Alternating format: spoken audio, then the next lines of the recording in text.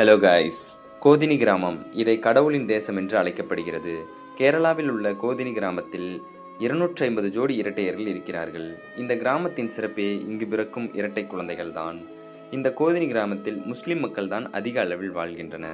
இந்த கிராமத்தில் ஒரு குடும்பத்திற்கு குறைந்தது ஒரு இரட்டை குழந்தையாவது இருக்கும். உலக நிலவரப்படி 1000 குழந்தையில் 4 பேர் மட்டுமே இரட்டையர்களாக பிறப்பார்கள். ஆனால் இந்த கிராமத்தில் மட்டும்தான் 1000 குழந்தையில் 45 பேர் இரட்டையர்களாக பிறக்கின்றன. இந்த கிராமத்தில் 2000 குடும்பங்கள் வசிக்கின்றன. அதில் 400 இரட்டையர்கள் இருக்கின்றனர். இவர்களை பற்றி ஆய்வுகள் மேற்கொள்ளும் பொழுதுதான் சாதாரண மனிதர்களுக்கும் இவர்களுக்கும் எந்தவித வேறுபாடும் இல்லை. ஆனால் சிலர் இந்த கிராமத்தில் உள்ள காற்றும் குடிநீரும் தான் இதற்கான காரணமாக இருக்கும் என்று கூறுகின்றன.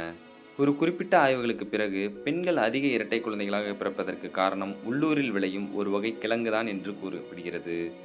இதுதான் உண்மை என்றால் உலகமெங்கும் இருக்கும் குழந்தை இல்லாதவர்களுக்கு இது பெரும் வரமாக இருக்கும்.